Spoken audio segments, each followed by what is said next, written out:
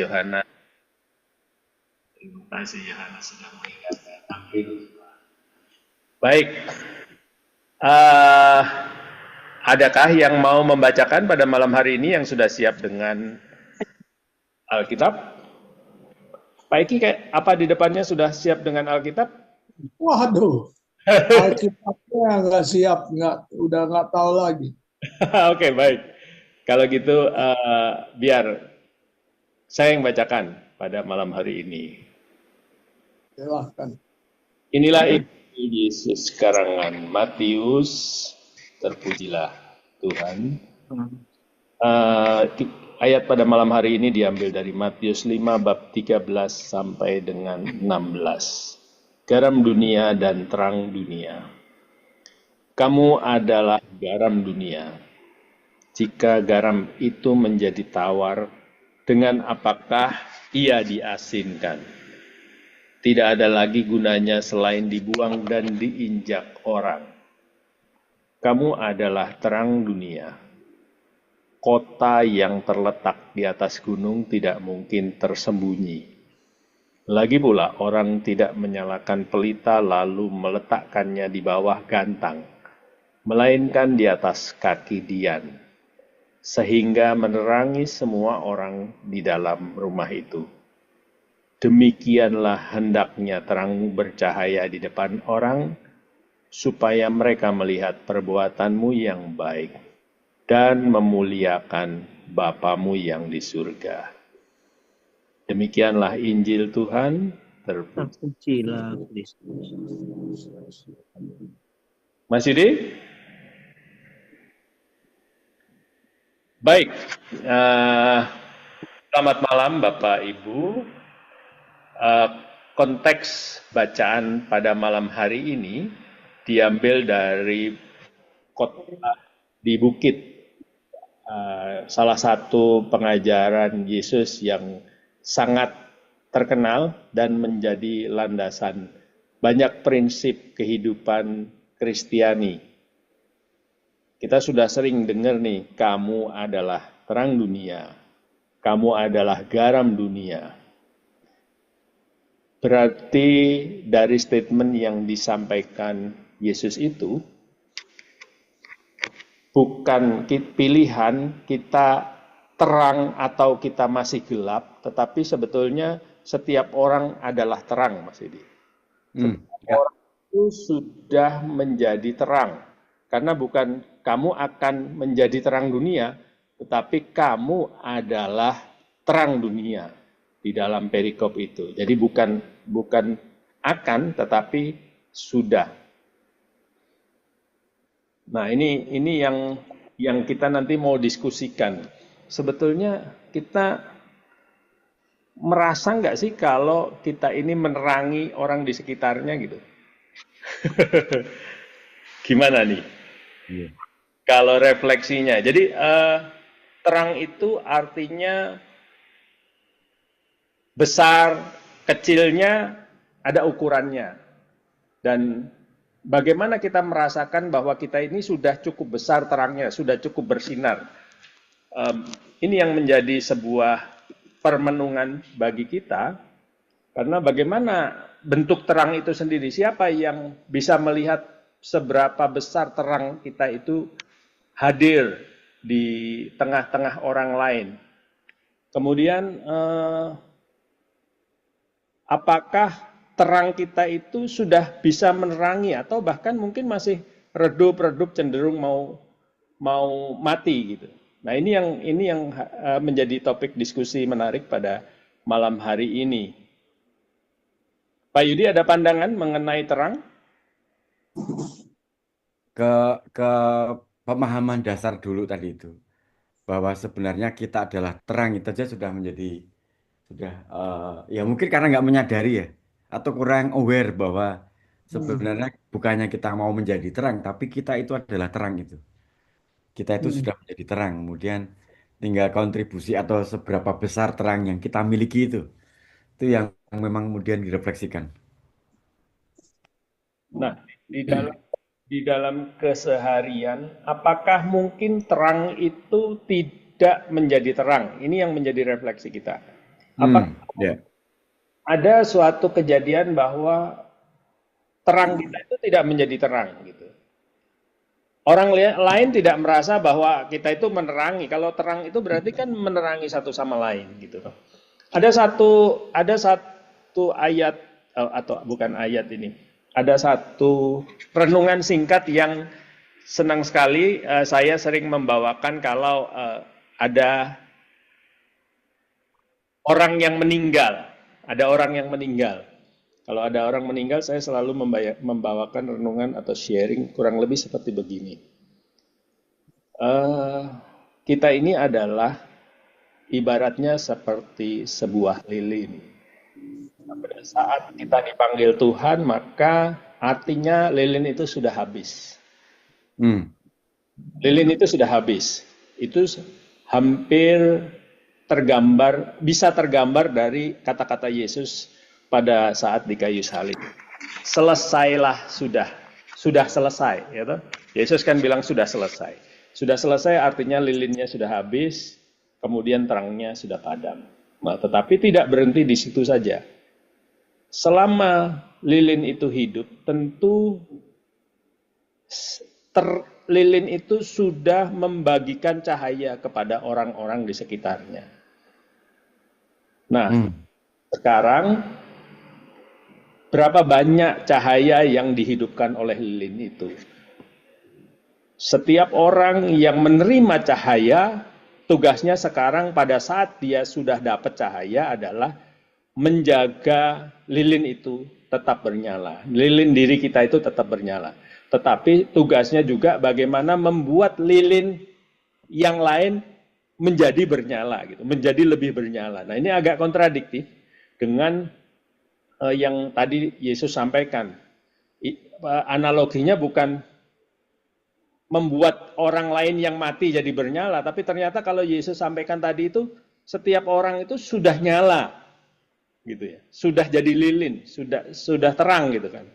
Nah, ini yang menjadi permenungan kita sebetulnya di momen apa kita itu membagikan nyala tersebut gitu. Mungkin kita bisa sharing satu sama lain.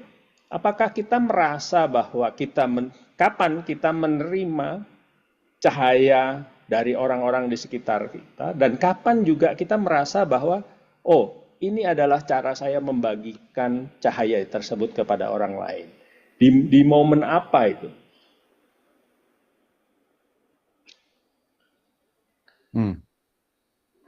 Pak Yudi pernah punya pengalaman nggak merasakan respon dari orang lain bahwa ya mungkin respon itu bentuknya itu tadi. Orang yang merasa tercerahkan, kata-kata umumnya itu menjadi tercerahkan. Diterangi itu kan berarti orang yang tadinya padam, orang yang tadinya tidak memiliki harapan, itu tiba-tiba menjadi punya harapan. Saya pernah membayangkan lilin itu, kalau saya jadi lilin, saya berada di kegelapan dan semuanya betul-betul gelap. Betul-betul gelap dan ini nyala ini tinggal sendiri. Nah, kita itu nggak tahu mau jalan kemana, mau ke kiri, mau ke kanan, kepada siapa saya harus bagikan. Ini juga nggak ada panduannya kan. Lilin itu harus kemana dan harus dibagikan kemana. Nah, kembali kepada pertanyaan yang tadi Pak Yudi. Pernah nggak ada satu momen di mana kita ini merasa kita menjadi lilin, kemudian ada orang juga yang merasa diterangi oleh cahaya yang kita bagikan. Pengalaman seperti itu. Saya cerita tentang apa ya, menjadi terang, atau lebih tepatnya ini kehidupan mingguan atau harian itu kan, saya kan mengisi sesi di banyak komunitas, dan setiap kali selesai sesi itu banyak orang itu bersyukur, berterima kasih itu terima kasih karena seru acaranya gitu. Terima kasih karena menjadi inspirasi gitu. Minggu yang lalu itu ada 2 komunitas, salah satunya di parenting, kemudian di salah satunya di sekolahan, anak-anak sekolah gitu. Dan selesai sesi itu di hampir semua aktivitas itu menemukan bahwa orang itu merasa terinspirasi gitu. Nah, di situ kalau saya menggunakan istilah ukuran, menggunakan ukuran menjadi terang itu saya bersyukur bisa menjadi apa ya, menjadi terang, menjadi inspirasi bagi orang yang menjadi peserta itu. Nah, menemukan juga momen-momen di mana Mas ngisi sesi itu kok nggak seperti yang saya harapkan ya gitu. Jadi merasa gagal gitu, merasa gagal. Nah, di momen perasaan gagal itu pun orang juga datang mengucapkan terima kasih telah menginspirasi gitu. Nah, refleksi saya ada dua jadinya. Refleksi bahwa kalau saya menggunakan ukuran saya pribadi, mungkin saya juga merasa kering gitu karena menjalankannya itu menjadi pokoknya ya urutannya begini, saya nanti melakukan seperti ini. Kemudian kalau saya menggunakan istilah saya, wah ini seru nih, dapat nih gitu. Maka saya merasa bahwa itu saya menjadi terang. Di sisi lain kalau saya merasa bahwa aduh kok kayak gini sih, kayaknya, nah itu momen di mana saya menggunakan ukuran saya untuk menilai apakah karya ini, pekerjaan ini tuh bisa menjadi terang gitu. Dan pergumulan-pergumulan ini tuh menjadikan hari ini itu terasa terrefleksikan bahwa kalau aku itu menjadi lilin, seberapa banyak orang yang sudah bisa merasakan terang yang boleh aku bagikan gitu. Kemudian yang kedua, apakah aku juga masih terjebak untuk menghakimi diri sendiri? Aku tidak bisa menjadi terang, atau aku tidak mampu, atau aku tidak layak menjadi terang gitu. Karena ukuran yang kadang-kadang dipakai untuk diri sendiri. Itu yang hari ini, yang tadi itu pengantarnya itu bahwa kita sudah menjadi terang itu seolah-olah dulu itu dirasakannya adalah ya aku berusaha bagaimana menjadi terang gitu. Nah hari ini tuh diteguhkan bahwa sejatinya kita itu udah terang itu sendiri gitu. Itu sudut pandang yang luar biasa menurut saya. Bahwa sebenarnya kita itu terang dan kemudian seberapa banyak kita bisa menerangi itu refleksi yang berikutnya gitu. Dan tidak perlu mempertanyakan lagi, aku itu harusnya menjadi terang itu nggak perlu. Itu memberikan peneguhan yang luar biasa di situ. Keberatan untuk berubah jadwal karena Pak Yudi, jadi kembali ke pertanyaan refleksi, mungkin kita bisa minta satu dua orang untuk mungkin punya pengalaman sekali lagi. Apa sih bentuk terang yang pernah kita alami dari orang lain atau itu tadi konkret sebaliknya, apakah kita pernah merasa hidup kita itu menjadi terang bagi orang lain? Mungkin bisa jadi terang itu bukan hal yang besar ya. Bisa Ya, kadang terang itu kan kesetiaan itu adalah terang juga karena kesetiaan itu menginspirasi kan. Kalau dalam ya, pemahaman saya itu terang itu mudah memancar kepada orang lain seperti kita tersenyum. Tersenyum itu kan sebetulnya terang dalam bentuk ekspresi. iya ekspresif. Orang itu kan kalau kita tersenyum itu kecenderungannya akan disambut oleh senyuman. Jadi terang itu bisa jadi dalam bentuk sederhana kita dalam sehari-hari kehidupan kita itu adalah senyum. Kemudian juga dalam bentuk mendoakan orang diam-diam itu juga bisa. Nah ini mungkin ada yang menarik nih Hmm. yang bisa di-sharingkan. Pak Eki ada permainan nggak yang kaitannya dengan terang nih? Kayaknya Pak Eki udah banyak makan asam garam nih.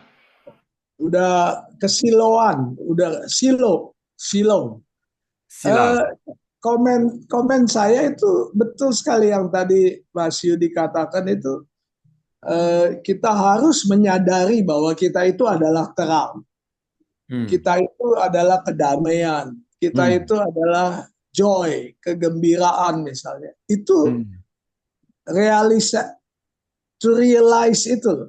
menyadari bahwa kita itu adalah Demikian. Dan yang kedua itu memang mengaktualisasikan. Jadi bukan cuma menyadari tetapi mewujudkan yang tadi dikatakan itu menjadi terang yang sesungguhnya, menjadi joy misalnya yang sesungguhnya, menjadi kedamaian yang sesungguhnya kepada apa kepada orang lain lah gitu. Tetapi memang betul kalau syarat yang utama itu tadi yang dikatakan seperti garam itu kalau nggak asin lah terang ini apa betul nggak kita menerangi diri kita dulu sendiri nomor satu kan itu how Ya, to be your light for yourself itu light for yourself sebelumnya menerangi orang itu menerangi pikiran kita apa itu perasaan kita diri kita dulu sendiri ini ya supaya beres karena kalau enggak itu lampunya itu gurem lampu yang gurem tentu tidak bisa menerangi dengan benar lampu yang kusam yang apa lusuh tentu juga tidak akan mengeluarkan cahaya yang benar jadi memang ukuran yang utama itu bagaimana diri kita sendiri ini loh sampai mana itu sudah menjadi terangnya itu sebelum kita harapkan bisa dibagikan kepada orang lain. Jadi saya kira itu catatan pinggir aja bahwa memang kita sendiri harus menjadi terang buat diri kita sendiri sebelum menjadi terang untuk orang lain. Sebab tidak bisa menerangi dengan lampu yang buram gitu ya, dengan lampu yang apa itu samar-samar gitu misalnya. Karena yang akan keluar dari mulut kita, dari tindakan kita itu adalah ya itu terang itu sendiri apa ada enggak di dalam diri kita itu. So kalau enggak yang keluar ya itu kegelapan itu. Yang akan kita bagikan itu kegelapan itu. Ya sementara itu dulu Mas Paulus. itu dalam banget. Saya dari ekspresi ini banyak dari kita, banyak dari saya, banyak dari teman-teman yang menjelaskan atau men-sharingkan pengalaman bahwa pergumulan diri itu luar biasa. Ketika akan ada kebaikan, dia merasa, ah bukan aku gitu. Bahkan dia sendiri tidak menerima. Atau perasaan tidak layak, atau perasaan bersalah, atau perasaan tidak pantas. Atau apa lagi ya? Sesuatu yang di dalam diri, yang terus bergumul di situ, dan tidak mampu menerima diri. Mungkin kemudian jadi buremnya di situ. Itu menjadi buram di situ karena wah ini Iya, kalau ini sungguh-sungguh nampolnya adalah eh, kalau kita sendiri mempertanyakan bahwa aku ini terang itu, kemudian perasaan tidak layak itu muncul dan kemudian merasa kecil. Sebenarnya ini antara perasaan rendah diri sama perasaan apa yang terjadi di situ sebenarnya ya. makanya sorry, sebetulnya kita bagaimana sudah harus selesai dengan diri. Ya, itu Kita bahasa tepatnya itu. harus Sudah selesai harus itu. ya harus bisa bebas dari diri. Dari kita punya pikiran, dari kita punya perasaan, dari kita punya kemauan, dari kita punya kemelekatan, kebiasaan dan seterusnya. Itu dulu, Kak. Dan ini biasanya agama atau spiritualitas juga gagal membebaskan manusia itu dari dirinya sendiri. Malah itu ego self itu tambah besar dengan pelayanan, dengan perbuatan-perbuatan baik, dengan membagikan terang itu malah bukannya ego itu malah selesai berhenti, tetapi malah menjadi tambah gak karuan. Tadi yang dikatakan, katakan pergumulan itu karena memang ya gak pernah selesai dengan diri sendiri itu. Lah kalau kita nggak selesai dengan diri sendiri, bagaimana dengan orang lain? Karena pasti terjadi konflik dengan yang lain kalau di dalam diri kita sendiri masih ada konflik. Ini tema tersendiri ini nanti. Menjadi tema tersendiri. Tapi poinnya bahwa setelah kita selesai dengan diri sendiri dalam tanda kutip, atau mungkin bagian pergumulan ini akan menjadi cerita tersendiri, yang saya tangkap dari situ adalah kemudian kita berkontribusi pada orang lain. Begitu kita menyelesaikan itu, kemudian kita terpanggil atau dipanggil untuk berkontribusi kepada orang lain. Tapi yang tadi you katakan, kita sudah selesai dengan diri kita sendiri. Sebetulnya itu, seperti kita ini adalah terang. Kita ini sudah selesai dengan diri kita. Itu yang kita harus realisasikan, menyadari dan mengaktualisasikan bahwa kita sudah selesai dengan diri kita sendiri. Karena pada dasarnya, psychologically, we don't need anything. Kita tidak perlu apa-apa, kita tidak perlu siapa-siapa. Itu loh. Nah, tapi itu disadari enggak? Itu diaktualisasikan enggak? Sebab kalau enggak, ya terus aja itu. Konflik itu yang what it is itu apa adanya, jadinya apa maunya kita itu. Nah, ini kalau enggak selesai. Jadi kita enggak bisa melihat, menerima, mengerti apa adanya. Tidak bisa menerima apa faktanya itu loh. Karena diri itu masih berperan besar di situ. Semua dilihat dari kacamata diri, dilihat dari kepentingan diri. Ini yang jadi masalah. Makanya diri itu harus sudah selesai, harus sudah tidak mengganggu, sehingga keadaan di luar, kesenangan, kesusahan tidak mengganggu kita. Keadaan di dalam diri kita juga tidak mengganggu diri kita. Ya itulah kira-kira yang dikatakan selesai. Baru kita bisa bicara menerangi sekitar kita, menerangi orang lain. Karena kalau kita sendiri belum menjadi terang, belum selesai dengan diri sendiri, mustahil. Ya, kira-kira itulah, udah kebanyakan ngomongin. Jadi kita bisa melihat fact as just it is gitu. Sin as it is gitu. Ya. Ya. Ya. Mas Yudi, saya terinspirasi atau sangat apa ya, mendapat inspirasi dari yang disampaikan Pak Eki. Jadi mungkin saya mencoba lebih melihat realitas. Kembali kepada kamu adalah terang. Berarti kalau boleh di breakdown itu ada dua pemahaman. Kita terang sebagai identitas. Jadi murid Yesus itu disebut terang. Tetapi permasalahannya kita itu betul-betul mau memancarkan terang kita enggak, atau ditutup-tutupi gitu kan. Kalau dalam istilahnya adalah hidup dalam kegelapan. Jadi kita ini terang tapi kita tutupin terang kita sehingga kita membiarkan terang kita itu tidak keluar. Kita hidup dalam kegelapan. Jadi di luar gelap nih, tapi kita nggak mau pancarkan terang kita tutup gitu kan. Ini menjadi sebuah permenungan. Berarti apa yang menghambat terang kita keluar itu tadi yang disampaikan oleh Pak Eki. Ya. Kita belum selesai dengan diri sendiri. Yang membuat terang itu tidak keluar adalah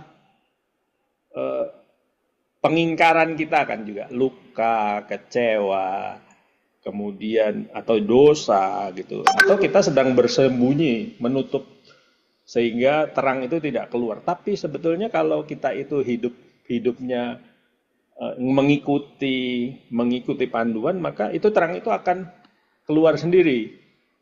Iya. Akan muncul sendiri ya. Itu menarik dari Pak Eki. Coba Pak Yudi, menurut Pak Yudi gimana pemahaman itu? Atau teman-teman mungkin ada yang ingin berbagi. Ya, silahkan teman-teman. Silahkan teman-teman. Ini permenungan yang mendalam nih. Permenungan yang mendalam ini. Silahkan. Pak Bambang nih. Pak Eksa.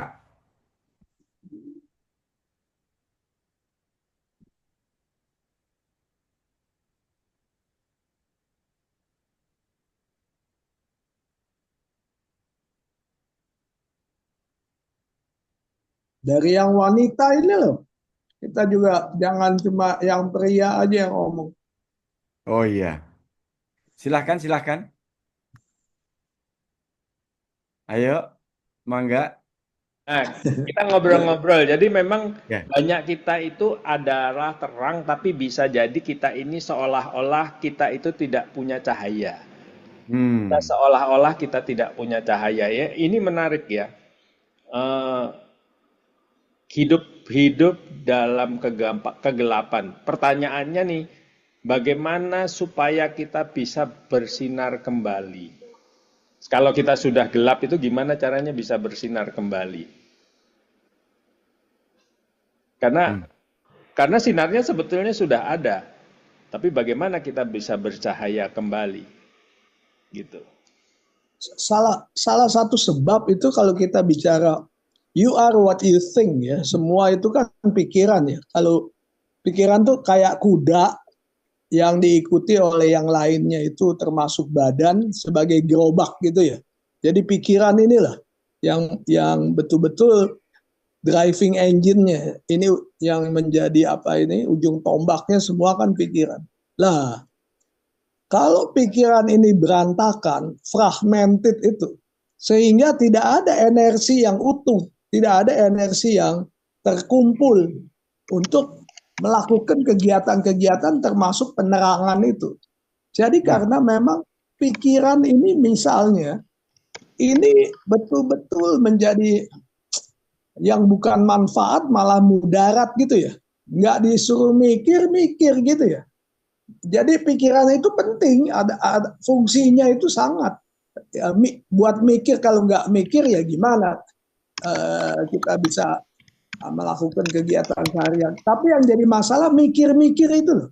Sama seperti kayak kita punya motor apa mobil sudah di garasi masih jalan terus mesinnya. Kan jebol itu akhirnya. Kebanyakan kan semua sekarang nggak ada sakit yang tidak dimulai dari pikiran kan. Stres. Semua itu karena overthinking itu ya. Kebanyakan mikir ini. Yang nggak mestinya dipikir ya dipikir. Yang mestinya malah udah nggak kuat gitu.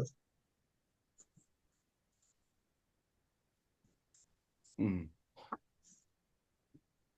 Ya, ya. Sehingga terang, joy, kedamaian itu tidak terpancar.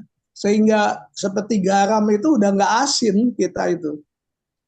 Karena udah buyar, sendirian udah buyar. Itu, dan tadi yang you katakan itu, kita sendiri yang membuat jadi buyar pikiran kita itu. Nggak ada orang lain. Semua itu urusan kita dengan diri kita. Masalah kita cuma itu. Kita dengan pikiran. Betul, Pak Eki. Itu refleksi yang sungguh luar biasa. Jadi memang pertanyaannya seperti tadi yang masih kita temukan. Bagaimana kita ini betul-betul bisa menjadi terang. Sedang kita sendiri kadang sibuk dengan diri kita sendiri. Kita tenggelam di dalam segala pergumulan kita sendiri. Kita merasa bahwa ya saya yang butuh terang gitu kan gitu. Dalam situasi di mana kita bergumul, kita mungkin tidak memikirkan bahwa kita terang, tapi kita butuh terang gitu kan. Kita butuh terang karena kita merasa berada dalam kegelapan. Tetapi sesungguhnya hari ini Yesus berbicara bahwa kita adalah terang. Nah, bagaimana kita bisa keluar dari kegelapan itu? Pertanyaannya bagaimana keluar dari kegelapan yang ada di dalam kita? Sebetulnya kalau kita bilang kita ini terang berarti tanpa bantuan orang lain sebetulnya kita ini sudah bisa menyala karena pada sejatinya kita ini adalah terang. Ini kesimpulannya juga mirip dengan pergumulan-pergumulan kita di beberapa waktu yang lalu. Pada saat kita sudah disebut sebagai terang dan kita mulai meredup, berarti itu salah satu tanda bagi kita untuk kembali ke sumber terang itu sendiri. Sumber terang itu siapa dan dari mana gitu kan. Kita kadang-kadang mencari cahaya dari luar. Kita berharap orang lain yang membagikan lilinnya kepada kita. Padahal sesungguhnya kita ini sudah menjadi lilin. Dan kita sebetulnya sudah dituliskan oleh Yesus sendiri, kita ini bisa membagikan terang kapanpun. Tapi seringkali kita merasa ada di dalam kegelapan. Nah, dalam situasi seperti itu, seperti yang Pak Eki sampaikan, kita bisa menjadi terang apabila kita selesai dengan diri sendiri, berdamai dengan diri sendiri. Kemudian kita datang kepada pusat terang itu. Ujung-ujungnya kembali kepada permenungan kita beberapa sesi yang lalu, bahwa kalau kita lepas dari pokok terang yang sesungguhnya, kita tidak datang kepada pokok terang yang sesungguhnya, maka kita bisa saja meredup. Salah satunya adalah mengisi energi itu dengan kembali ke pokok terang, yaitu dengan berdoa. Kalau kita tidak pernah kembali kepada sumber pokok terang itu, maka itu yang akan menjadi masalah. Itu yang akan menjadi sebuah kekeringan, ya, menjadi sebuah kekosongan di dalam diri kita. Sesungguhnya kita itu bisa menyala karena di dalam diri kita itu sebetulnya ya sudah ada terang. Begitu Pak Yudi. Jadi kalau kita kembali permenungan yang lalu, bagaimana supaya kita kembali bersinar? Pada sejatinya tindakan adalah kembali ke dalam diri sendiri. Ya, sorry saya motong.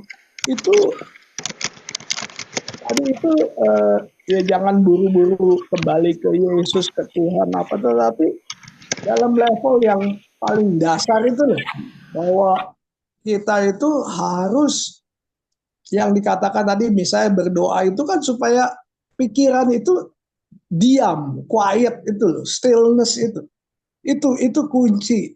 Karena kalau pikiran bergerak terus, gerak pikiran itu yang sangat mengacaukan. Yang akhirnya kita tidak bisa tadi mengatakan melihat as it is itu. Dan yang harus dilakukan ya memang mengobservasi. Bisa tidak melihat tanpa ada komentar, tanpa ada perbandingan, tanpa ada penilaian. Melihat apa itu, terang apa, gelap apa, melihat aja. Itu loh, tanpa ada satu reaksi. Yang dibilang passive awareness itu. Passive awareness. Sampai kepada choiceless awareness. Sehingga kita bisa melihat, wah, di sebelah kanan itu ada ular. Itu yang persepsi itu yang bisa melihat fakta apa adanya. Sehingga jangan ke kanan dong, nggak usah mikir, nggak usah analisa apa, langsung ke kiri. Lah ini punya enggak kemampuan untuk itu? Jadi persepsi dan action itu loh, perception dan action. Bukan mikir-mikir itu, analisis apa tuh nggak ada guna. Ini masalah kembali lagi bahwa kita itu sangat dipengaruhi oleh pikiran. The only instrument, seolah satu-satunya instrumen kita itu pikiran. Padahal pikiran itu terbatas. Pikiran itu kan reaksi dari memori kan sebetulnya. Memori itu knowledge sama experience. Itu semua udah lewat dan terbatas. Tetapi siapa yang ngerti bahwa ada yang tidak terbatas? Kesadaran itu apa? Misalnya, lah dengan doa tadi misalnya, dengan menyadari itu, itulah kita punya apa yang tidak terbatas itu. Nah di situ, tapi siapa yang ngerti soal kesadaran? Karena memang simpel, betul, kita cuma harus menyadari bahwa kita ini adalah terang, kita ini adalah joy, kita ini adalah kedamaian. Tapi menyadari itu apa sebegitu sederhana seperti kita omong? Bagaimana itu? Ya katakanlah berlatih atau mempraktekkan setiap saat itu. Sehingga memang dari menyadari itulah baru kita bisa ada action itu, aktualisasi ya. Jadi setelah kita sadar bahwa kita ini adalah terang, lah semua nanti secara otomatis apa yang dikerjakan itu adalah memang betul-betul menerangi. Sebelum kita sadar bahwa kita adalah terang, apanya yang mau menerangi? Nggak bisa itu. Lah itu juga tadi yang kembali lagi, pikiran itu yang harus diam. Pikiran itu yang quiet itu, stillness itu. Bagaimana kita punya itu? Kita memiliki ketenangan, kedamaian, sukacita itu supaya memang kita bisa seluruh energi, ada energi itu untuk melakukan penerangan. Apakah ke dalam, apa keluar itu. Supaya kita bisa punya energi untuk melihat apa adanya. Punya clarity, punya kejernihan pikiran. Punya nggak kita punya pikiran yang jernih? Tanpa kejernihan itu cuma ada kekacauan, cuma ada kegelapan itu. Pak Eki, kadang Ya, kan kita ini yang justru bagian paling sulit bagi kita itu adalah mawas diri. Nah, mengukur diri sendiri itu bagian tersulit. Kita itu paling gampang mengukur orang lain. haram mengukur diri sendiri haram. Betul, itu. Yang halal itu yang mengukur orang lain. Ya kan tadi pertanyaannya apakah kita sudah jadi terang? Terus pertanyaan kedua, seberapa terang kita kan gitu Pak ya? Ya, Nah, makanya itu jatuhnya menjadi sebuah refleksi. Nah, bagaimana kalau kita memulai pendekatan yang berbeda? Tadi Yesus di akhir perikop itu kan untuk kita meletakkan terang kita itu terbuka supaya ya, terang itu dilihat oleh orang lain kan itu. di atas Berarti bukit. ya di atas bukit berarti kita taruh. Nah, berarti kalau misalnya kita kesulitan mengukur diri sendiri, kita juga bisa melihat dampaknya, gitu kan? Ya, Dampaknya. Oke lah, kita nggak tahu nih saya seberapa terang. Tapi kira-kira terang saya itu berdampak enggak pada orang lain gitu. Terlihat enggak.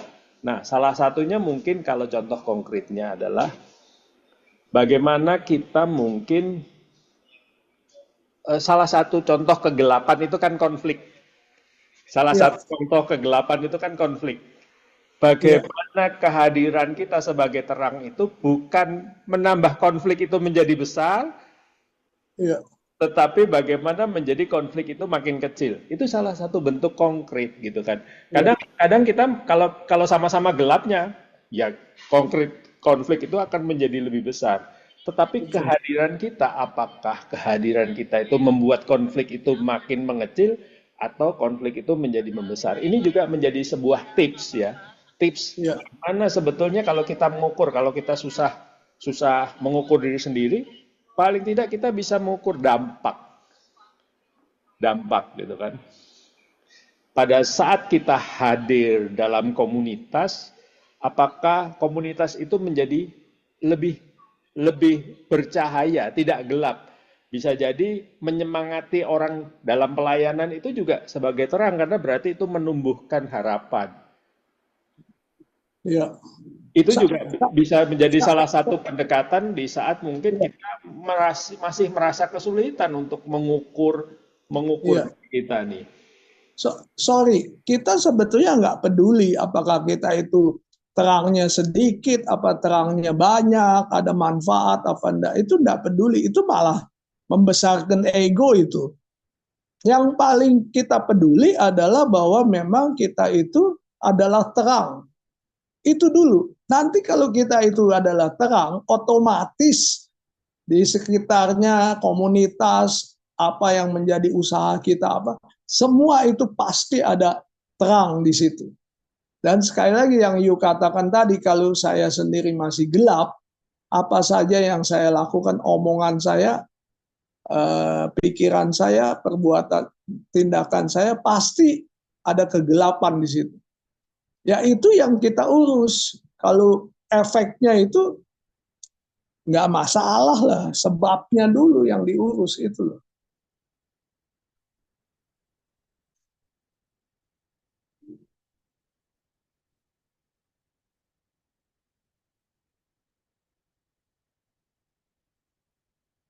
Ya, ya. Saya tuh merenungkan em, datangnya dari mana emosi itu. Ini saya teringatnya adalah percakapan seekor ikan yang bertanya kepada samudra, di manakah air itu? Iya, Di manakah air itu? iya, Kemudian ditanyain, loh kamu itu sekarang berada di samudra gitu. Berada di iya, samudra gitu. Kalau kita bertanya, di manakah terang itu? Itu mirip-mirip juga. Kamu itulah iya, terang itu gitu. Nah, kita iya, masih mencari gitu. Kita masih mencari padahal kamu itulah terang itu gitu. betul. Kemudian terkait dengan samudra lagi itu. Apakah bisa disebut juga bahwa kita ini sedang merasa gelap, Pak ini gitu kan? Kenapa kita bertanya terang kalau kita Iya, berada dalam kegelapan kan gitu? iya itu kan kesadaran yang kemudian eh, kemudian Nah, kemudian Yesus kemudian menjelaskan kenapa kamu mencari terang? Kamu itulah terang itu sendiri.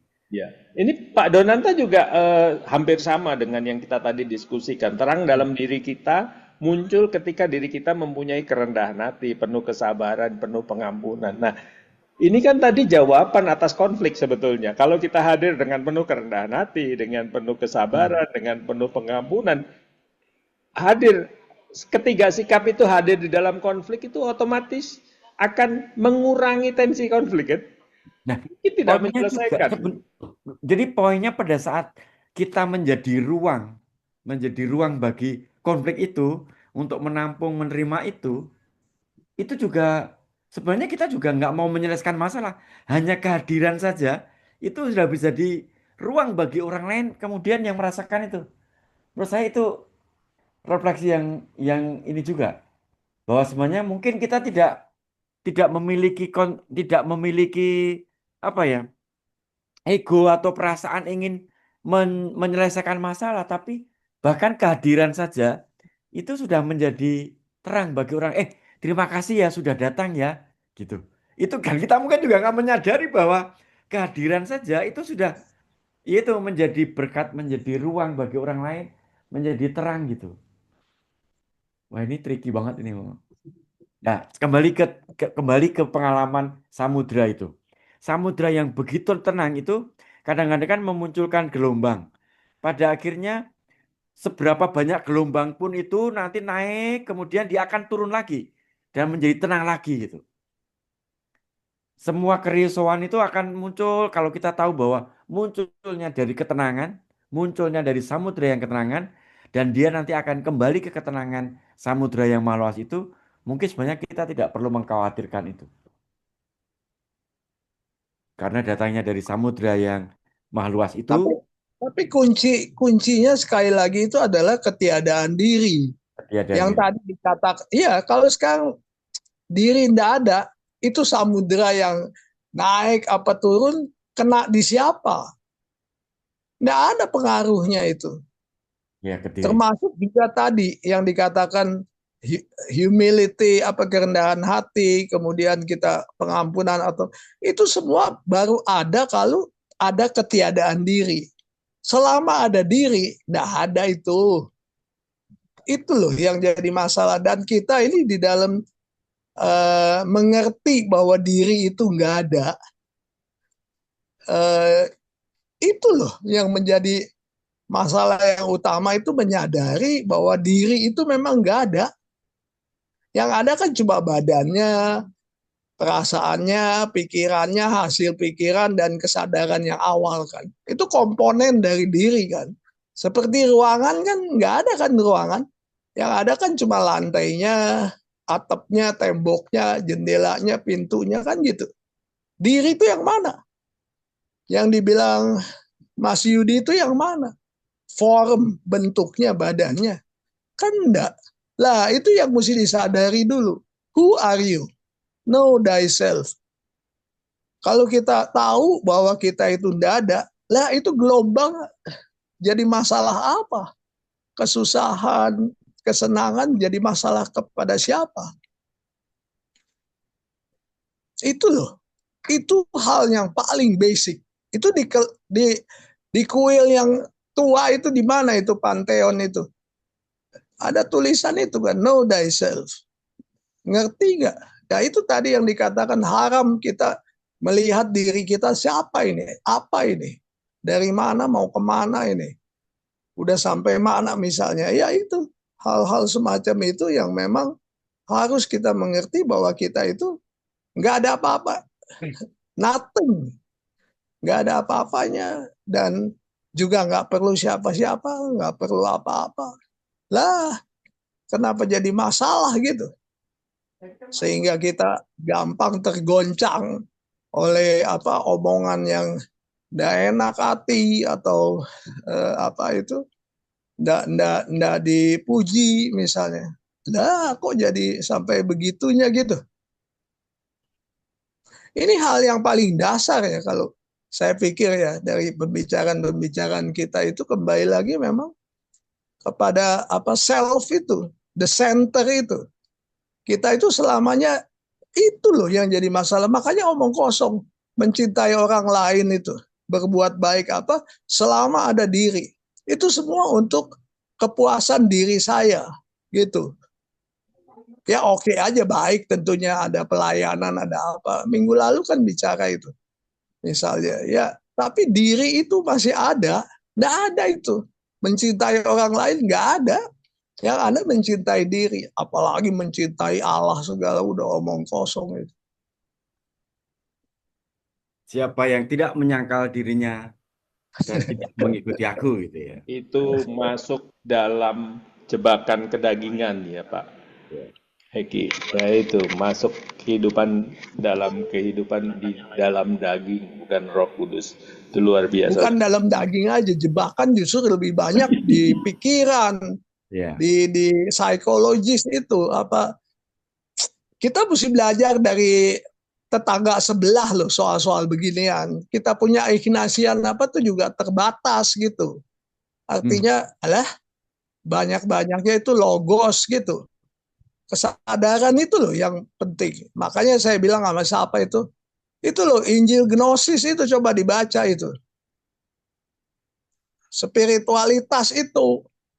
Jangan cuma doktrin, dogma, ajaran-ajaran sekolah minggu aja gitu. Yang disampaikan Pak Eki itu juga mengingatkan kita bahwa kita ini memang kita ini ditulis bahwa kita ini adalah terang, tapi kita ini boleh dibilang termasuk kaum yang paling menyembunyikan terang, karena kadang-kadang kita tidak mengakui diri kita itu adalah terang gitu. Seperti yang tadi Pak Eki sampaikan kan, kita itu bisa meniru orang-orang di luar sana, tetangga-tetangga kita itu kadang bahkan agama itu bukan sekedar identitas, terang itu bukan sekedar identitas, tapi terang itu adalah sebuah tindakan, gitu. Jadi itu kita sering mendengar iman yang statis, iman yang mungkin suam-suam kuku. Nah itu yang menjadi sebuah perbincangan menarik juga sebetulnya. Bahkan di Amerika waktu itu kan pernah ada survei yang menyebutkan orang Katolik itu sebagai sleeping giant. Artinya kalau misalnya orang Katolik ini sebagai terang, lilin, kalau dari kita itu bernyala masing-masing sedikit saja, bisa dibayangkan bagaimana kehidupan kita dengan nyala yang begitu banyak. Nyala, jadi nyalanya bukan ditutup, tapi nyala aja sedikit gitu kan.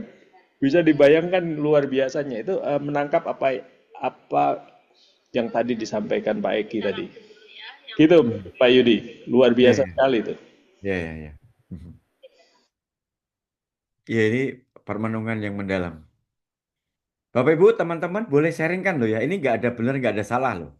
Ini adalah pengalaman yang kita bagikan, kita sharingkan. Kemudian ya wujud juga bahwa eh, salah satunya bahwa pergumulan yang kita miliki ini menjadi ruang bagi kita untuk menjadi jernih, sebuah panggilan kembali kan, untuk menjadi oke, selama ini apa yang dialami, apa yang dirasakan. Boleh, silakan. Ini terbuka untuk kita sharing.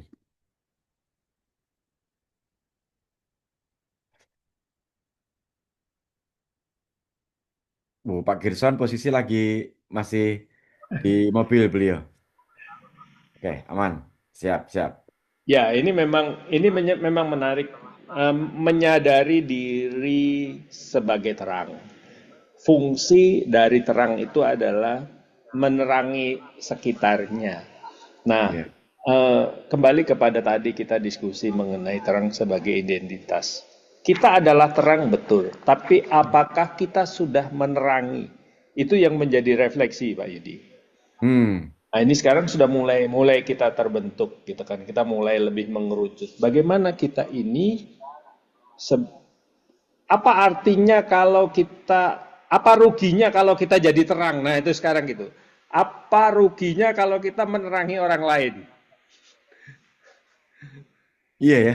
Kenapa kok kita tidak menerangi orang lain? Itu apa sih ruginya kalau kita menerangi orang lain gitu? Apakah kalau kita menerangi orang lain terus ada yang hilang dari terang kita atau justru malah menjadi eh, sebuah berkat gitu? Di mana letak berkatnya? Apa ruginya kalau kita menerangi orang lain? Kok kita sembunyiin gitu kan? Ini yang menjadi sebuah refleksi. Kenapa kok kita lebih suka hidup dalam kegelapan? Kalau kita tidak mau menerangi orang lain, menyembunyikan terang itu, artinya kan kita lebih suka hidup dalam kegelapan. Oh, itu juga tambah ini lagi tuh. Bagaimana tanpa kita sadari bahwa kita itu hidup dalam kegelapan dan memilih kegelapan itu sendiri. Padahal kalau kita merasakan kan sebenarnya menjadi terang itu sendiri kan, ya apa ruginya? Kan kita hadir menjadi ruang, menjadi berkat, menjadi inspirasi. Bukan tujuan kita untuk menjadi itu, cuma ya dengan membuka tutup itu kan otomatis kan kita menjadi terang itu sendiri. Ini permenungan yang meneguhkan.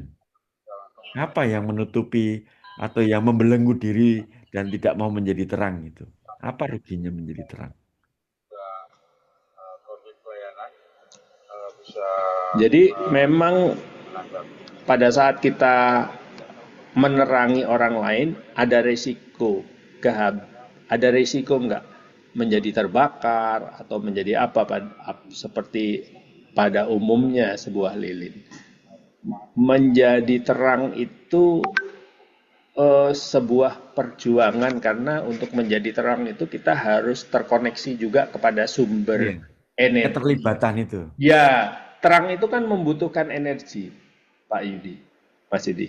Terang Ya. itu membutuhkan energi. Terang itu membutuhkan bahan bakar. Tetapi kalau bahan bakar terang itu hanya mengandalkan diri kita sendiri, maka kita nggak akan pernah bisa menyala terus. Sumber energi terang yang ada dalam diri kita ini yang harus kita terus gali, harus kita hubungkan. Karena energinya sudah ada sebetulnya pada saat kita disebut sudah disiapkan juga sumber energinya. Seperti itu. Mhm. Ini menarik Pak Yudi dari Pak Diki nih, menyita banyak waktu kita untuk mau berbagi dengan sesama. Jadi kalau kita menerangi itu menyita banyak waktu. Terkesan begitu. Jadi kita semacam egois atau tidak peduli. Kalau kita menerangi yang lain juga ada resiko kita mengalami kelelahan. Ada resiko kita mengalami kelelahan pada saat kita menerangi yang lain. Kita itu kan punya kecenderungan untuk menghindari masalah. Itu kan kalau ngomongin tubuh kan menghindari penderitaan, menghindari sakit gitu. Dan menjadi terang itu kan tadi itu membutuhkan energi juga, membutuhkan keterlibatan, membutuhkan apa? Keterlibatan, kehadiran. Dan mungkin juga tanpa disadari kita merasa ketakutan kehilangan itu semua. Itu program itu.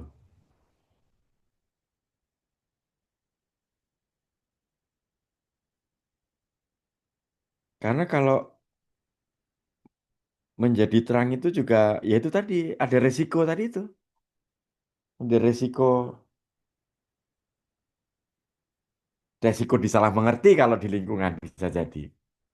Kalau kalau kalau kondisi-kondisi di lingkungan realnya kan real yang dihadapi kan juga begitu.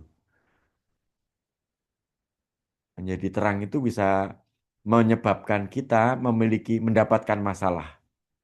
Kalau kita itu sebagai masalah ya. Padahal sejatinya masalah itu sendiri adalah undangan juga. Oh, masalah itu kan esensinya masalah kan untuk bertumbuh.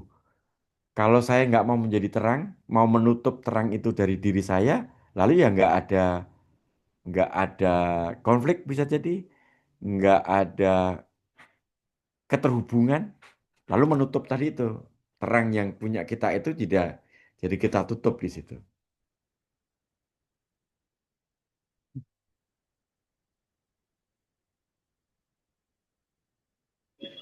Baik, Pak Yudi. Jadi pada akhirnya kembali kepada tadi yang disampaikan di dalam bacaan yang kita dengarkan untuk mengawali sesi pada malam hari ini. Terang itu bisa dimulai dari sebuah tindakan sederhana. Jadi pertama kita kita itu adalah terang, kita sepakati. Tetapi apakah kita menerangi? Karena terang dan menerangi itu berarti yang membedakan adalah tindakan. Dimulai dari kita membuka diri agar terang itu keluar. Nah, kalau terang itu keluar berarti sudah terlihat dalam bentuk tindakan. Nah, seringkali yang membuat kita menutup diri karena kita justru tidak mau dilihat identitas kita itu sebagai terang. Bisa jadi kita itu nggak mau dilihat bahwa kita itu terang. Kita menutup diri dan menyembunyikan diri sebagai seorang anak Tuhan yang memang sudah digariskan menjadi terang. Misalnya, ya saya takut, kan saya minoritas gitu kan. Saya mau, tapi bagaimana pandangan orang terhadap saya gitu kan. Nah, hal-hal seperti itu yang membuat kita cenderung bisa juga adalah salah satu yang membuat kita menyembunyikan terang itu, mematikan terang itu. Jadi terang bukan otomatis dia akan menerangi orang lain. Terang itu otomatis baru akan dirasakan apabila diwujudkan dalam sebuah tindakan. Gitu. Kegiatannya terang itu tidak berarti kita harus menjadi pembicara di mimbar yang harus kita mewartakan sabda Tuhan di mimbar, kemudian dengan berapi-api.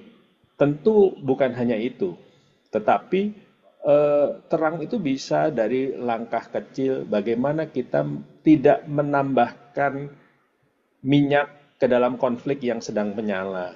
Tadi Pak Donanta luar biasa, melalui kerendahan hati. Nah itu kan sebetulnya seperti konflik yang besar. Kerendahan hati itu adalah salah satu pemadam kebakarannya kan.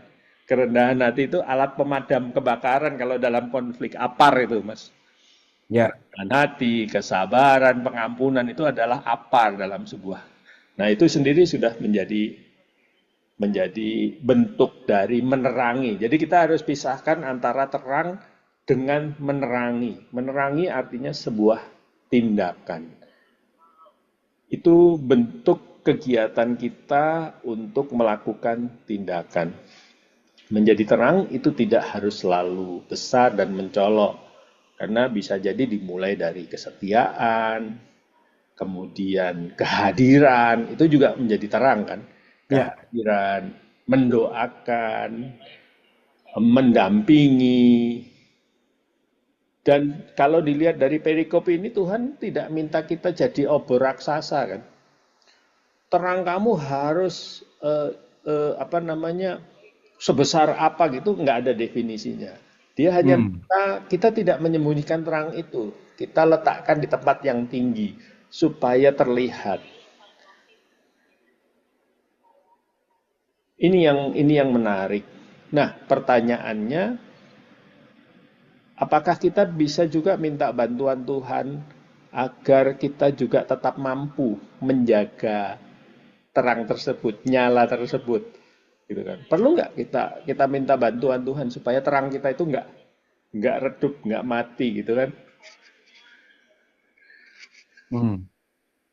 Nah, ini juga menjadi sebuah refleksi karena bisa jadi kita kehabisan energi gitu kan. Ada saat dimana kita kehabisan energi untuk menjadi terang itu kan. Hmm. Ya, ya. Dalam keseharian itu sering terjadi. Yesus nggak bilang cobalah jadi terang. Dia bilang kamu adalah terang dunia. Jadi pada hakikatnya terang itu sudah ditanamkan dalam diri kita. Itu peneguhan, mantek. Iya, kamu adalah terang dunia. Itu bukan kamu akan jadi atau cobalah jadi terang gitu. Sebuah penawaran tidak. Artinya terang itu sudah ditanamkan dalam diri kita. Sekarang apakah kita mau membiarkan cahaya itu keluar gitu kan? Tadi analoginya kita meletakkan di bawah. Berarti kita hidup dalam kegelapan di saat di luarnya biarin aja gelap. Kita sembunyikan. Nah, itu berarti hidup dalam kegelapan. Nah, kenapa kita menyembunyikan terang itu? Bisa jadi karena kita merasa malu atau kita juga bisa menutupi terang itu karena situasi kegelapan yang kita ciptakan sendiri. Hmm. Hmm. Saya bacakan refleksi Pak Diki. Menjadi terang di dalam lingkungan maksudnya di paroki, di lingkungan. Kadangkala bila kita melakukan kesalahan sedikit saja, bisa menjadi gelap kembali. Jadi kita mau bangkit kembali, mengalami jatuh bangun, untuk kembali menjadi terang. Nah, ini pengalaman teman-teman di lapangan itu, pergumulannya, yang disebut pergumulannya menjadi apa ya, menjadi real gitu ya, pengalaman. Naik turun, nyala terang gitu. Wah, itu menarik. Hari ini banyak sekali insight yang bisa kita dapat nih. Kita ini terang. Dan kenapa menyembunyikan terang? Apa ruginya menyembunyikan terang? Bentuk ekspresi terang itu pun juga membayangkan menjadi terang yang tadi disebut obor besar gitu. Enggak, menjadi terang. Dan ekspresinya itu biasa sangat sederhana. Lainnya, Tidak harus mencari bentuk-bentuk apa ya yang luar biasa gitu. Nah, itu nanti jebakan ego lagi malah justru di situ. Tapi menjadi hadir, kemudian senyuman sederhana, kemudian kehadiran senyuman, kehangatan yang kita berikan, kesetiaan itu sungguh-sungguh menjadi contoh yang meneguhkan bahwa terang itu kita adalah terang dan terekspresikan dalam bentuk-bentuk yang sangat sederhana. Oke, kita sungguh mengundang dari teman-teman untuk mendapatkan sharing sharing pengalaman ini. Silahkan dari Pak Indra, mungkin Pak Bambang, Pak Diki, Pak Indra ya, Pak Heksayanto, Pak Bambang. Eksa, silakan. Eh, Selamat malam Selamat malam Pak. semuanya. Terima kasih kesempatannya. Mohon maaf saya baru saja join ya dari tadi dan mohon maaf saya tidak bisa buka kamera. Jadi begini, menurut saya ini kan tema kita pada malam hari ini kan eh, apa arti bagi kita menjadi apa arti terang bagi kita kan? Dan yang kedua adalah terang itu bagi kita itu apa manfaatnya dan apa yang akan kita lakukan dengan terang ini terhadap khususnya terhadap lingkungan kita gitu. Jadi saya sependapat tadi dengan Pak Firmanto bahwa eh, kita sudah dianugerahi oleh Tuhan itu terang sebetulnya. Nyala redupnya itu ya tergantung kita, tergantung kita. Jadi kita bisa apa menyalakan terang ini seterang-terangnya tetapi juga kita bisa meredupkan. Jadi sangat tergantung dari kita. Jadi semuanya itu sudah diberikan oleh Tuhan, jadi tinggal kita melaksanakannya. Terus yang berikutnya juga kita tidak perlu merasa malu, ragu, atau galau, atau takut dengan terang kita gitu Hmm. untuk menerangi lingkungan kita ini. Karena sebetulnya kalau kita menerangi lingkungan kita itu tidak hanya dengan cara seperti tadi disebutkan Pak Hermanto, kita berkhotbah, terus kita ngajak berdoa, kita beri apa namanya penjelasan mengenai Tuhan dan seterusnya, pokoknya yang konotasinya spiritualitas gitu ya, rohani Hmm. maksud saya gitu Hmm. ya. Tidak hanya sekedar itu gitu loh. Justru menurut saya terang itu akan bermanfaat, terang kita itu akan bermanfaat bagi orang lain atau lingkungan kita itu terhadap hal-hal keseharian. Jadi menyelesaikan masalah, terus kemudian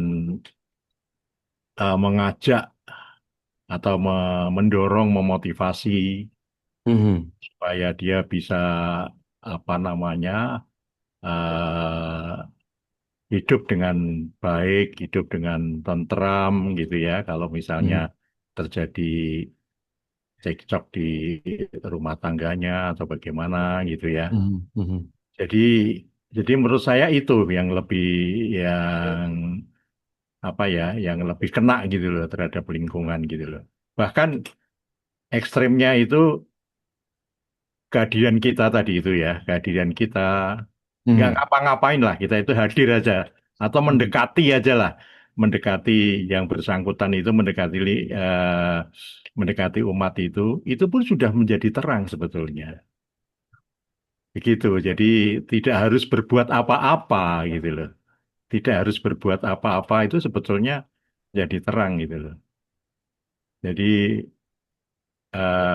katakan misalnya kalau ada satu pembahasan gitu ya, kita diam aja, nggak usah komen, nggak usah segala macam. Itu barangkali juga sudah menjadi terang buat mereka gitu loh. Nah, ya, ya, ya, ya. Ini Ya menarik karena ini. identitasnya terang tadi ya Pak Heksa ya. Iya betul Nah, gitu. ini luar biasa ini.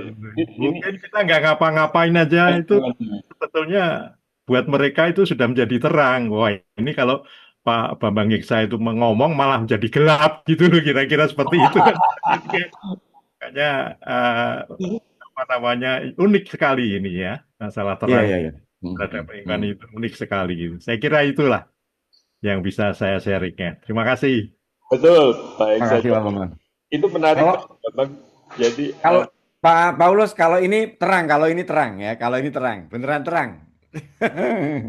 betul. Tapi sebetulnya balik lagi Pak Yudi. Jadi kita kan tadi ngomong kita itu takut sombong gitu kan, takut merasa terang gitu kan. Tapi sebetulnya nggak perlu takut merasa terang karena terang itu pada hakikatnya adalah suasana yang dirasakan gitu kan. Nggak ada pura-pura terang gitu kan juga gitu. Jadi terang itu mungkin wujudnya adalah bentuk situasi di mana kehadiran Tuhan terasa di dalam situasi tersebut. Terang itu kan berarti nggak gelap. Terang itu bisa juga sebagai indikator kehadiran Roh Kudus. Terang itu. Jadi terang itu bukan orang itu terang sekali. Ya terang sekali, tapi belum tentu bisa menjadi terang karena terang itu tidak dirasakan. Jadi itu mungkin tambahan saya. Jadi orang yang memang sejatinya terang seperti yang Pak Bambang bilang, diem aja dia menerangi gitu kan. Karena memang auranya, ekspresinya, kehadirannya itu memberikan motivasi, memberikan dukungan bagi orang-orang di sekitarnya. Terima kasih. Lanjut Pak Yudi. Ya itu bahkan kadang-kadang kita baru dengar namanya aja sudah nggak harus orangnya hadir loh. Itu udah rasanya lega gitu. Itu memungkinkan juga ternyata ya. Kabar saja, kabar kabar saja itu bisa menjadi itu loh, menjadi pemantik supaya kita menjadi lega gitu, rasa lega gitu, damai gitu. Itu Makanya kehadiran itu bisa menjadi sebuah terang. iya. Jadi kita itu hadir saja tuh Mas, itu Mm-mm. adalah terang. Ah, tetapi jangan menjadi kehadiran kita menimbulkan konflik. Nah, itu tadi. Kalau kehadiran kita menimbulkan konflik, maka itu tadi situasi yang berbeda lagi gitu. Ya, ini sangat menginspirasi tadi. Terima kasih Pak Bambang Hiksayanto, luar biasa.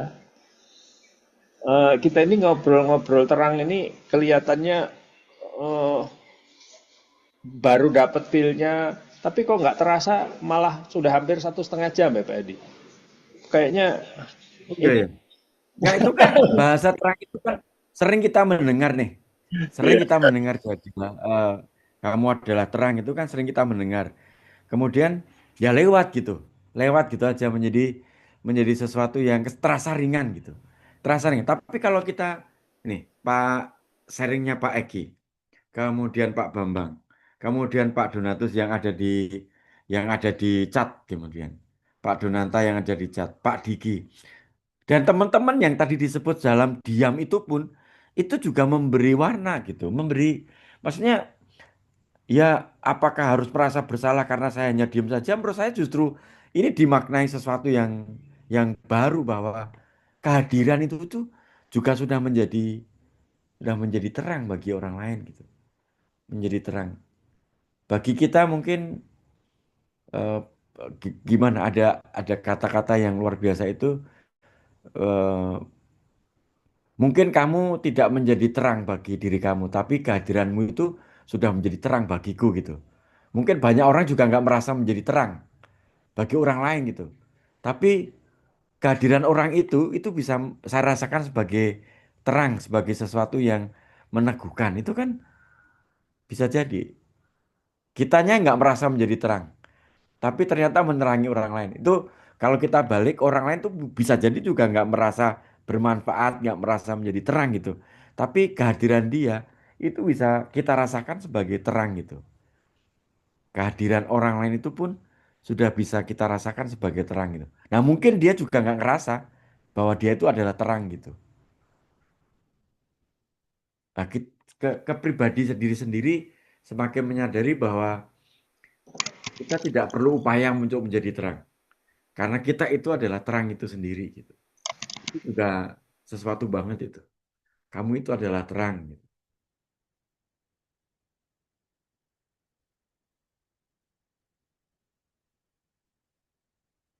Diam pun ternyata menjadi suasana yang penuh ya. Itu menjadi sesuatu juga itu.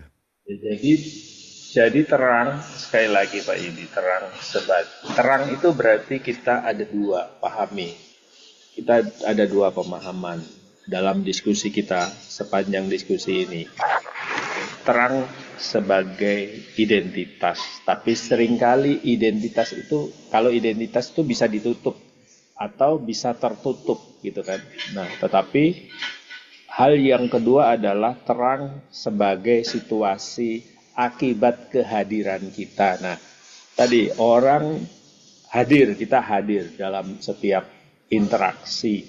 Mungkin hadirnya cuma hadir fisik, atau hadir mendoakan, atau hadir Ya, tersenyum, hadir ya, menguatkan, hadir. Jadi hal yang kedua yang kita dapat dari diskusi malam ini, ada terang adalah situasi yang muncul, situasi yang timbul akibat kehadiran kita, gitu. hmm, Jadi kehadiran kita itu membuat suasana di sekitar menjadi terang. Nah, berarti kita membawa terang ya. hmm, hmm. Itu yang menjadi refleksi kita. Jadi pertama, karena identitas kita sebagai terang, maka kita harus mengakui diri kita dulu terang, dibuka itu terang. Kemudian terang itu harus dibawa. Terang itu baru menjadi situasi apabila terang itu hadir. Terang itu hadir. Terang itu adalah suatu bentuk di mana ada situasi kegelapan yang berangsur-angsur menghilang dengan adanya kehadiran terang. Bentuk-bentuk kegelapan itu apa? Bentuk-bentuk kegelapan itu bisa jadi pergumulan, konflik, ketidaknyamanan, suasana-suasana yang mungkin kaku. Itu seperti itu kurang lebih. Itu kesimpulan dari beberapa diskusi teman-teman yang kita tangkap selama beberapa waktu kita diskusi itu. Jadi ini mencerahkan sekali. Ya, ya. Ini sepertinya masih akan menjadi permenungan ini setelah sesi kita tutup di malam hari ini gitu. Menghidupkan apa ya? Menghidupkan kesadaran. Nah, semoga menjadikan Pak apa Eki ya? kelihatannya mau menyumbangkan sesuatu tuh, Pak Yudini. Oke, silakan. Kita masih ada 7 menit kan? Sebelum nanti juga Pak Firmanto akan menjelaskan kira-kira apa yang akan kita sharingkan di minggu depan. Kalau kita masih membuka ruang untuk itu. Karena sudah akan memasuki ini juga nanti, minggu depan ini. Oke, Ya, pagi kalau ada sharing. saya cuma mau komentar, terang itu sebetulnya tidak berusaha Ya. untuk menerangi sebetulnya. Artinya secara otomatis, secara natural ya, secara wajar saja gitu ya. Seperti bunga yang blooming Mekar, apa blooming, flowering. ya. Ya, jadi bukan itu yang jadi masalahnya, tapi yang jadi masalah pokok itu adalah bagaimana kita itu menyadari bahwa kita itu adalah terang. Itu yang menjadi masalah pokoknya itu. Jadi dan membuat memang itu betul terang itu terjadi itu. Jadi yang lainnya tuh secara otomatis jalan sendiri, nggak usah lilin, nggak berusaha supaya terang, dia memang ya udah terang itu. Ya. Jadi tidak ada diperlukan usaha yang berlebihan di dalam hal itu. Terima kasih. Ya, sedikit saya tambahkan juga. Kalau saya boleh menganalogikan atau menyamakan gitu ya dengan apa yang kita berikan, apa yang kita dapatkan dari Tuhan, terang. Ya tadi saya katakan bahwa terang itu kita peroleh dari Tuhan, tergantung dari kita bagaimana memanfaatkan terang itu gitu ya. Kalau saya boleh menyamakan antara terang dengan perasaan dan pikiran, sama-sama pikiran dan perasaan itu dari Tuhan juga. Saya mau menyamakan dengan jiwa kok terlalu terlalu terlalu tinggi gitu loh. Atau terlalu medeni gitu kan. Makanya saya menyamakannya dengan alam pikiran kita dan perasaan barangkali ya. Ada dua hal itu kan. Itu kan juga diberikan oleh Tuhan. Nah, pada saat alam pikiran dan perasaan ini kita manfaatkan yang baik gitu ya. Kita sering kan memanfaatkan perasaan dan pikiran kita tidak baik terhadap orang lain gitu ya. Suka ngerasani dan lain sebagainya lah. Pokoknya nggak baik, suka berpikir negatif terhadap orang lain. Itu biasanya kalau saya itu terus kemudian saya ngaku dosa gitu loh. Doa untuk mohon maaf kepada Tuhan bahwa saya kali ini tidak berhasil memanfaatkan dengan baik anugerahmu gitu loh, terang dan apa namanya pikiran dan perasaan itu gitu loh. Nah, sama juga sebetulnya dengan terang yang diberikan oleh Tuhan. Kalau kita tidak bisa memanfaatkan dengan baik, ya, dengan memanfaatkan dengan baik untuk menerangi, atau belum lah, bukannya tidak sama sekali ya, belum bisa itu, saya juga pasti akan apa namanya berdoa paling tidak dan mengaku kepada saya belum berhasil untuk menggunakan yang Tuhan berikan kepada saya kepada orang lain. Kira-kira seperti itu. analoginya. Terima kasih. Matur sembah nuwun. Ya, sip. Terima kasih. Mhm. Pak Bambang, terima kasih. Saya mau bacakan dari Pak Diki. Ini ada di chat. Lebih baik mau belajar menjadi terang di dalam lingkungan dengan tetap berlandaskan rasa rendah diri, mau memaafkan dan bersikap bijaksana, dan mengenai tindakan nyata perbuatan kita yang bisa menambah, yang bisa menilai adalah orang lain, bukan kita yang menilai diri sendiri. Demikian yang tadi ditulis oleh Pak Diki. Demikian Pak Paulus untuk sesi hari ini, dan ternyata sudah jam 9 juga ternyata ya. Mau sharing juga kepada Bapak Ibu yang ada di kelompok kecil ini. Seringkali setelah selesai sesi itu pertanyaan refleksi yang didiskusikan di dalam sesi 1,5 jam ini bagi saya itu selalu terbawa 1-2 hari terus. Jadi Oh. akan menjadi sebuah topik diskusi ya. Kenapa menjadi pertanyaan-pertanyaan yang menggali gitu kan. Nah makanya ini kita lihat bahwa terang itu juga kadang-kadang harus berkelompok itu supaya berdampak. Terang itu tidak diciptakan untuk berjalan sendiri karena pada akhirnya kita juga butuh kelompok untuk berjalan bersama-sama. Nah, saya sangat terbantu, terberkati oleh kehadiran ruang diskusi ini karena melalui ruang diskusi ini banyak inspirasi baru. Nah, ini mungkin sebagai sebuah ucapan terima kasih karena apa yang kita diskusikan ini terus bernyala paling tidak seminggu ke depan mengingatkan kita untuk terus menjadi terang. Dan sekali lagi saya membayangkan kalau kita ini terus menjaga terang kita bersama-sama nih.